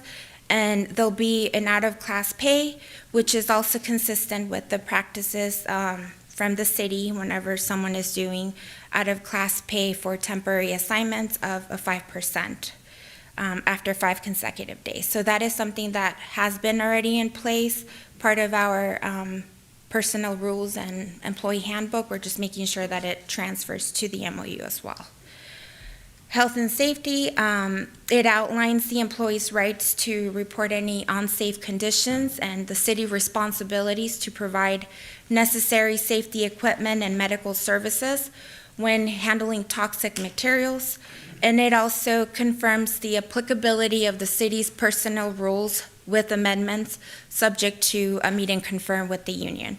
We are in the process of doing another revision of personnel rules and handbook, and so that is a project that we have coming the next few months, and the goal is to be able to meet and confirm with both units and bring that back forward for council's consideration. It sets provisions of layoffs and how we would be able to do that if we get there. Hopefully that's not the case, but it'll be consistent with the city's municipal code, and then giving preference to those full-time represented employees over any part-time unrepresented employee. It also outlines the process for grievances. It has a provision for a no strike, no lockout, which means it prohibits strikes and lockouts during the MOU term with immediate disciplinary action for violations. And it also states that the MOU constitutes the full agreement between the city and the union and may only be modified through mutual written agreement. It ensures that the remainder of the MOU remains effective in any provisions that are deemed invalid by the law, And it also confirms a joint drafting, which confirms that both parties have participated in the draft of the MOU. It specifies that City Council needs to be able to approve and ratify the MOU, which is what we're doing tonight. The fiscal impact is outlined in the staff report. It's estimated for a cost of $20,000 for the first year, and then years 2 and 3 will be budgeted for and included in the subsequent fiscal years. It meets the City Council's goal of organizational excellence, and that concludes my presentation. I'm happy to answer any questions. Okay, we'll turn it over to council for questions of staff. I just want to make sure I had heard you correctly. You said you were developing a handbook and that would be applicable to both unions? So we already have a handbook. It's best practice to update it every 5 years max. Last time we updated it was in 2022, so it is time to start those revisions. I purposely wanted to wait until we had this MOU in place so that we could just meet and confirm with the two unions parallel and be able to update that. The purpose of that is also to make sure that the language in the handbook doesn't conflict any language with the MOU so that everything is just lining up correctly. Okay, thank you. Christina? Yep. Sorry, I just had a question that I got. Thank you for the presentation. Very, very clear and comprehensive. On costs, so $20,000 just to managing and administering the MOU. Do you see that being the similar for the future years, or is it will be smaller because of maintenance, just tweaking? So the $20,000 is what the fiscal impact will be with the salary adjustments salary and the adjustments. benefits. Got it. Yes. Okay, wasn't sure what that was. Okay, thank you. I'd like to thank you, Erica, for this long process we've been on negotiating this, so I appreciate all the work you put into it. Thank you. Likewise. Okay, any other discussion? Then I will entertain a motion. I move that we adopt Resolution 244032, approving the Memorandum of Understanding between the City of Fillmore and the Fillmore Professional Firefighters Association, IAFF, Local 5382, covering July 1st, 2024 through June 30th, 2027. I'll second. Okay, I have a motion and a second. All in favor, please say aye. Aye. Aye. Opposed? Hearing none, this agenda item passes. Okay, moving on to agenda item 10F. This is Government Code Sections 6601 and 66006. Turn it over to staff. Thank you. Good evening, council members, Mayor Broggi. I'm Deborah Cavaletto, Finance Director. Item 10F has staff providing a verbal preliminary review of development impact fees, or DIF, information for the fiscal year 2023-2024. Staff will continue this report at the next meeting, which is December 10th, 2024. That report will provide additional information and to request City Council make the required findings by state law to retain the unexpended DIF funds that were collected 5 years or longer. DIF provides funds to be applied to costs for new and upgraded public facilities needed as a result of new development. Government Code Section 66,000 authorizes public agencies such as the City of Fillmore to establish and collect DIF fees. The city has 10 categories of DIF, including city police, transportation, parks, and portable water. Projects from these funds range from a patrol car to signal modifications, landscaping, and irrigation system upgrades, as well as well improvements. Various methods are used to calculate these fees, and this includes the number of unit dwellings or structure, square footage, etc. Additionally, subsections require the public agencies to report fee information within 180 days after the end of the fiscal year. City Council will be required to make findings such as listed in the upcoming staff report on December 10th, allowing the city to carry forward the unexpended DIF fees collected more than 5 years, which is prior to the end of this past fiscal year. This item meets the City Council's goal in the areas of fiscal management as good stewards of the public's tax dollars for long-term financial stability of the city. This is the end of my presentation and open to questions. Great. Questions for staff from council? One question. I think I don't want to speak out of place, but so the funding that we just allocated for Two Rivers Park didn't necessarily come from a DIF fee, but in lieu of fee for development, is my understanding. Right? Maybe Kevin or Dave can answer that. These are slightly different funds than like what that money has been kind of waiting for the Two Rivers project. I think, correct, Kevin or Dave? I don't misspeak on the. Oh, here you go. Could you be talking about? I'm sorry, I can answer that question. For the Bridges subdivision, we calculated development impact fees and acreage for parkland we were supposed to have constructed. We were supposed to have constructed an additional 13 acres in that area. The city of Fillmore entered into a development agreement with the developer of Griffin Industries that said instead of you building that additional 13 acres, the city of Fillmore will build it and you'll pay a park in lieu fee. And that was about $1.3 million as a Public Works explained. It is separate from, it would have been collected development impact fees for parks if they did not construct a park and if we did not enter into a development agreement. Okay. Yep. And that allowed us flexibility over a longer period of time to use that money. Yes. Okay. Any other questions? I will entertain a motion. I think we're just receiving the report, right? That's correct. Oh, a receive and file. All right, thank you. Okay, that takes us to item number 10G, consideration of the second amendment to the agreement for construction of off-site development improvements with SDI Foods for the Sonic Restaurant Drive-In and Drive-Through project. Alas, Everyone's we are here. ears are perked. Yes. Sonic. And I am honored to be presenting Dave's final new business item.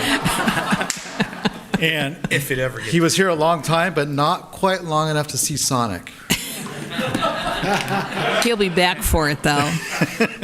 It'll pull him back Maybe for he a can stay visit. just to see that. Bring him back, right? Yeah, come back for that. Which brings me to the item, which is a time extension for Sonic. Of course.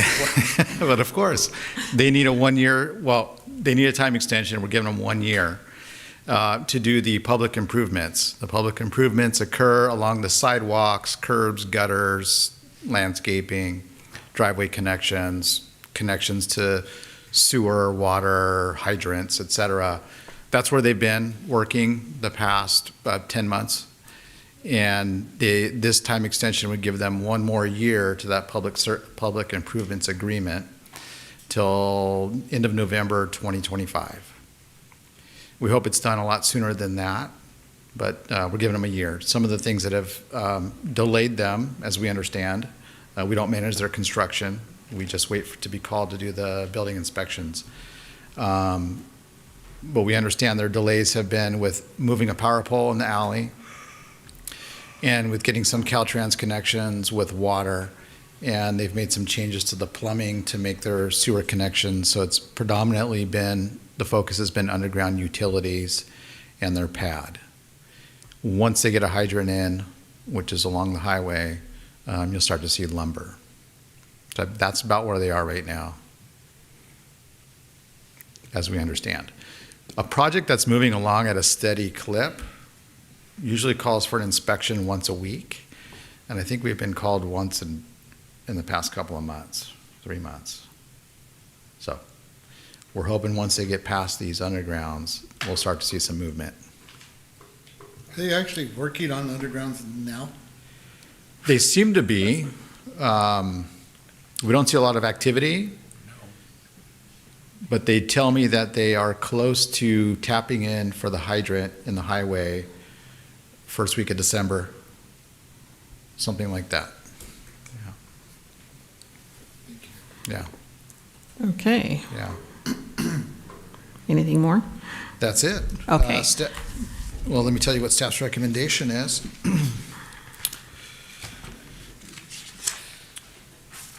Staff's recommendation is that City Council approve an amendment to provide a second 12-month extension to the offsite improvement agreement with SDI Foods, the developer, for assurance of completion of public improvements for the Sonic Drive-In project, development permit 1801, modification number 1, to be constructed at 655 Ventura Street, and authorize the mayor to sign the amendment.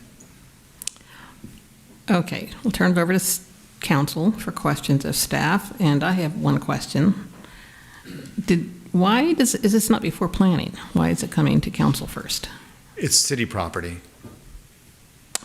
Okay. So the public improvement agreement is an authorization to work on city property. Gotcha. And Okay. build our sidewalks and curbs, gutters. Great. Yeah. Other questions? I was curious about, I think when we originally reviewed the project, there were some initial designs. Is everything proceeding towards those original plans? Have there been any other modifications, or is it just these utility ones that we're working towards? There have been minor changes in plumbing and some of the engineering and landscaping to make things adjust as they've been working away. Architecturally, nothing yet. Okay. Yeah, I seem to remember that it was a pretty impressive design, at least comparatively for a Sonic, because a lot of times they're very modern looking, which doesn't necessarily fit with like the highway area or even downtown. But I do think that I remember some pretty classic kind of designs, kind of like what Dave was talking about with Family Dollar way back when, some modifications there. Yet Fillmore has its own unique design standards, and so we look for our architectural styling that some of the corporates have a hard time with, but we really want to make sure things look the way Fillmore expects them to look. That's why the town is so unique, and when people drive through here, we're looking for some of those iconic images of Fillmore to make sure it's not just a pass-through town, and Sonic did take that to heart. It's a good design. It takes in the railroad theme and some historic components to it, like a brick facade, and you'll see some arches and things like that. So I think it's something that the city could be proud of once you see it get up and running. Yeah. Thank you for refreshing me. It's been a long time. Yeah. Maybe I'll send you guys an update. I'll go out and take some pictures and show you where the construction is. I haven't been out there lately either, but maybe it's a good time to do that. Yeah. While we're on the subject of going to the site, since there's no telling how long it's going to be within the next few months that they get back on this again, can we require of them to put up the new green fencing? And I mean, there's graffiti on it now, and as I'm pulling out of Vaughn's onto the 126, I'm opposite the lot, and it really looks awful. We will put in a call to the owner tomorrow morning and let them know to go out and clean it up, clean up the green screen. Yeah, I mean, it's being pulled down in locations, and looks like somebody tried to cover the graffiti and not very well. Yeah, okay. So, yeah, it's definitely important to keep the construction sites looking clean and nice, especially when you're out on the highway. You're so visible. Yeah. Yeah. I appreciate that. Yeah, we will do that. Any other questions? Okay, then I will entertain a motion. I move that the City Council approve an amendment to provide a second 12-month extension to the offsite improvement agreement with SDI Foods for assurance of completion of public improvements for the Sonic Drive-In project, development permit 1801, modification number 1, to be constructed at 655 Ventura Street, and authorize the mayor to sign the amendment. I'll second. I have a motion and a second. All in favor, please say aye. Aye. Opposed? Hearing none, this agenda item passes. Okay, so that takes us on to item number 11, committee, commission, and board reports. And I will turn it over to council members to make any reports on committees they've attended. We've all been kind of lax, huh? My committees have not been meeting. I know, same here. Okay, then we'll turn it over to our city manager for his last verbal report. All right, a couple items for tonight. One, City Hall will be closed on Thursday, November 28th, and Friday, November 29th for the Thanksgiving holiday. Then on Sunday, December 1st at 5:30 PM, we'll have our annual holiday tree lighting event. This year, the city is partnering with the downtown businesses to host a business bingo card event. Each participant will receive a bingo card featuring spaces that represent all participating businesses. At this time, we have 9 businesses that are signed up for it. The cards can be picked up at the participating businesses starting on Wednesday, November 27th, or the day of the event at the city's booth at the holiday tree lighting. We will be sharing additional information via the website, social media, and businesses will be provided with instructions as well. Visitors will be able to explore the businesses, to go and take a look at them. Those who have their cards marked at the business there. We also encourage you to make a small purchase while you do that. Those who complete their cards will be entered into a raffle. The raffle will take place at around 6:15 near the Christmas tree lighting, and participants must be present to win. That's another avenue for us to make sure we get residents to go inside the stores, meet the owners, see what kind of products they have for sale there, so they get their Christmas gifts and come back throughout the year to purchase within town. So that's all I have for my city manager's comments, and again, just a thank you for everybody. Had a great run here, and looking forward to what the city does here in the future as we move forward. And thank you. Enjoy the ride. Thank you. Quick question for you, Dave, with regard to the parade. Did I miss the date on that? December 7th, I believe, is the parade. Yes. The following weekend. Yeah. The 7th? Following weekend, yes. Okay. So will you come back and ride on the fire truck with us? I never liked doing that. What? I'll be back. Oh, you heard it. You heard it here. He'll be back for it. Okay. Let's see. So next agenda item is our closed session. So we're going to adjourn, and we are going to meet with regard to litigation the city's involved in, and we will be back to close out the meeting once we're through with our closed session. Thank you.